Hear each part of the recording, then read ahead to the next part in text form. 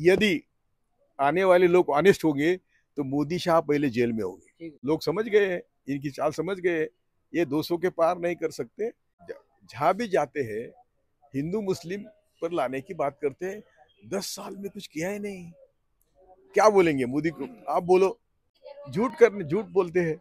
और दूसरा, मोदी ने किया क्या? मोदी शाह कभी सच बोले? मैंने तो आपको चैलेंज किया था कि मोदी जी वही कार्ड चला रहे पुराना जो हजारों साल ये देश में चल रहा है, हिंदू मुस्लिम। तो ये जो आज का कार्ड है वो पुराना है।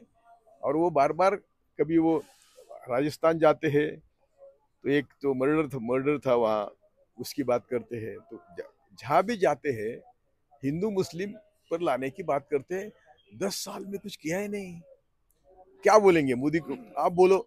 मोदी ने 10 साल में हमारे देश के गरीबों के लिए क्या किया? जो वो हमेशा बोलते हैं कि हम 5 किलो धान देते हैं 80 करोड़ लोगों को, वो तो बेईमानी है। यदि तुम मनरेगा का काम देंगे, मनरेगा, तो मनरेगा में मजदूरी दे के काम करो, उनको धान दे दो ना। तुम्हारा बजट मुझे मनरेगा का इतना कम होता है कि 3 महीने में 6 महीने में खत्म हो जाता है, और उनको काम करने के बाद भी पैसे नहीं मिलते हैं। तो लोगों को अपने पैरों पर खड़ा करने के लिए ये 5 किलो धान देना, ये बदमाशी है। प्रधानमंत्री का इस तरह का बयान देना, मतलब एक तरफ तो कहते हैं सबका साथ सबका विकास की बात अरे करते हैं। वही तो नहीं, सबका साथ सबका विकास सबका प्रयास, 4 बातें हैं वो। तो ये सब झूठ है। झूठ बोलते हैं। और दूसरा, मोदी ने किया क्या? मोदी शाह कभी सच बोले? मैंने तो आपको चैलेंज किया था कि बोलो मुझे कि ये सच बोला है। लेकिन चुनाव आयोग खामोश क्यों है? अरे तो चुनाव आयोग क्या, अभी हमारे जुडिशरी की क्या हालत है, चुनाव आयोग की क्या हालत है? 10 सालों में मैं चंद्रचूड़ जी का आभारी हूँ। वो हम जब जज थे तो वो बच्चे थे, तो उनका आभारी हूँ कि उन्होंने हिम्मत करी और इलेक्ट्रल बॉन्ड के बारे में सच देश के सामने लाया। लेकिन कहाँ देश के सामने मीडिया ने लाया? नहीं। आपका जो मीडिया है वही बोल रहा है। वो पराकर प्रभाकर जो है, वो हमारे होम मिनिस्टर, सॉरी, अर्थ मंत्री की पति है, वो बोलते हैं कि ये मोदी गेट है और दुनिया का सबसे बड़ा स्कैम है। लेकिन वो स्कैम अभी देखो ना किसके पैसे है। अरे मेडिकल कंपनियां जिन्होंने हमें झूठ बेचा, जो मरने के दवाई थे वो भी उसके उसके मरने के लिए बेची, उसके पैसे है। तो ये पैसे जो लिए हैं, तो मोदी जी किसका भला कर रहे हैं? झूठे औषध कंपनियों को बढ़ावा दे रहे हैं, झूठे कंपनियों को बढ़ावा दे रहे हैं। और ऐसी कई कंपनियां हैं कि जिनका इनकम ही नहीं, वो इनको 100-100 करोड़ 500-500 करोड़ दे रहे हैं। सर, प्रधानमंत्री ने एक बात और कही है, प्रधान मनमोहन सिंह का कोट करते हुए, कि उन्होंने कहा था कि देश की जो संपत्ति है उस पर पहला हक मुसलमानों का है, जबकि मनमोहन सिंह ने ऐसा कोई बयान नहीं दिया। वही तो उनकी खासियत है ना, झूठ बोलते हैं। देश की संपत्ति पर सब गरीबों का अधिकार है, अंबानी अदानी का नहीं है।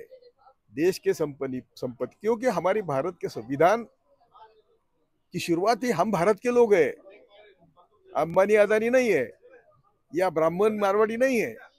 तो जब हमारे देश को अम्बेडकर ने और सबने मिलकर, अरे वोटिंग राइट भी देने के लिए कितनी मेहनत करनी पड़ी, वोटर्स की लिस्ट करने के लिए कितनी मेहनत करनी पड़ी। आप लोगों को इतिहास मालूम नहीं, और आप लोग सुनते भी नहीं कि घर घर जाके, उस समय तो एज भी नहीं था, तो सब मेरे घर आए, तो वो पूछते थे कि तुम्हारा ये जो दुष्काल था, यानी क्या बोलते, सुखा 72 का सुखाल था, तो आप कहाँ थे, आपकी कितनी उम्र थी? उससे याद लिस्ट बनाकर वोटिंग किया, घर घर जाके किया, और बोले गांव का एक भी आदमी नहीं छूटना चाहिए। ये नेहरू और अंबेडकर जी की तमन्ना थी, और वैसे वोटिंग लिस्ट किया, हमको मालिक बनाया। वोटिंग का मतलब क्या होता है कि हम देश के मालिक हैं, लेकिन हमें कारोबार करने के लिए आप लोगों की जरूरत है, इसलिए हम आपको अधिकार देते हैं। तो मोदी क्या बोलते हैं? मोदी का खाना पीना सोना सब हमारे पैसे से चल रहा है। क्या 10,000 करोड़ का उनका विमान होगा, या 20,000 करोड़ का सेंट्रल विस्टा होगा? वो क्या किसी के पसीने से आए? ये 5 किलो धान देते हैं तो हमारे किसानों का पसीना है ना। वो तो खुद के खेती में कुछ आया है? तो ये सब वो जब कांग्रेस देती थी कुछ लोग गरीबों को, तो मोदी बोलता था इटाली से मामा से लाया क्या? तो अभी क्या मोदी के बाप से लाया क्या ये? तो समझना चाहिए हमें, हम डरते हैं। हमें जेल, पुलिस और मरण इससे डरना यानी घर में सड़कर मरना। तो आपको तय करना है घर में सड़कर मरना है या रास्ते पर लड़कर मरना है। मोदी ने देश को कम से कम 500 साल पीछे ले गए मोदी। इकोनॉमी तो छोड़ो, 500 साल 500 साल।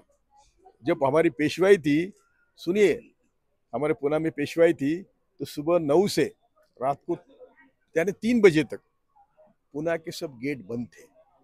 क्यों? कि बहुजन समाज अंदर न आए। और ये गेट खुलते थे जब छाव उनके ऊपर गिरने की कोई गुंजाइश नहीं थी, तब वो गेट खुलते थे। तो इसके पीछे क्या ले गए आप? अरे मुगल काल आप जानते नहीं, मुगल काल एक स्वर्ण काल था। मुगल काल में जितना एक्सपोर्ट था वो दुनिया में नंबर 1 था। मुगल काल में हमारे बंदरों में जितने जहाज थे वो यूरोप अमेरिका कुल मिला के भी नहीं थे, और हम सब एक्सपोर्ट में थे, प्रोडक्शन में नंबर 1 था।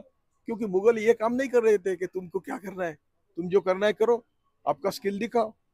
तो ये हम सब लोग को समझना चाहिए। वो तो कहते हैं कि मोदी सरकार आने के बाद देश को एक नई दिशा मिली है। बोलो ना क्या, कौन सी बिला ना, कौन सी दिशा? ये ना हिंदू मुस्लिम, दूसरी क्या दिशा है? लोग तो कह रहे हैं आजादी 14 के बाद मिली है। अब देखो ना, वो तो यही तो है ना कि हिंदी मुस्लिम के सिवाय क्या किया इन्होंने? काय की आजादी मिली? आजादी तो नहीं मिली, हम गुलाम हो गए और गुलाम हो गए। लेकिन लोग तो वोट उन्हीं को दे रहे हैं, जीत रहे हैं बार बार। यही तो हम सब लोगों की एक दुर्भाग्य की बात है कि जो हमको रात दिन लूट रहा है। अरे छाछ पर जीएसटी है, और तुम सुबह उठते हैं तो रात को वहां तक हमारे ऊपर जीएसटी है। तो क्या किया मोदी ने? कौन सा हमें हमारे लिए क्या किया? इसी विकास पे 400 पार का नारा दे रहे हैं इस बार। अभी 400 पार का नारा जो है ना, वो जिसको बोलते हैं ना कि तुम्हारा लोगों को, कार्यकर्ताओं का विश्वास बढ़ाने की बात है। विश्वास बढ़ाने की बात है। 400 नहीं, उनको मालूम है 200 भी नहीं मिलते हैं, लेकिन तो भी बोल रहे हैं। इसलिए बोल रहे हैं कि कार्यकर्ताओं का विश्वास, बोला ना शाह ने, बोला एक जगह कि कार्यकर्ताओं को विश्वास बढ़ाने के लिए ऐसा बोलना पड़ता है। वो 15 लाख, 2 करोड़, नोटबंदी, ये सब जुमले हैं, वो सब उनको मालूम है अभी।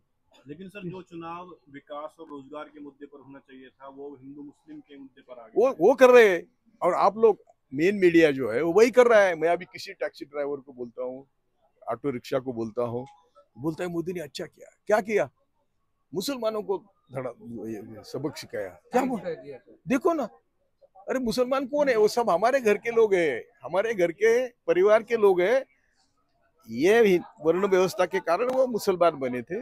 वो हमारे बाहर से आए हुए मुसलमान कोई नहीं है। आपका अनुभव क्या कह रहा है, इस बार क्या होने वाला है? नहीं, मुझे मालूम है, लोग समझ गए हैं, इनकी चाल समझ गए हैं। ये 200 के पार नहीं कर सकते, और यदि आने वाले लोग ऑनेस्ट होंगे तो मोदी शाह पहले जेल में होंगे। जय भारत।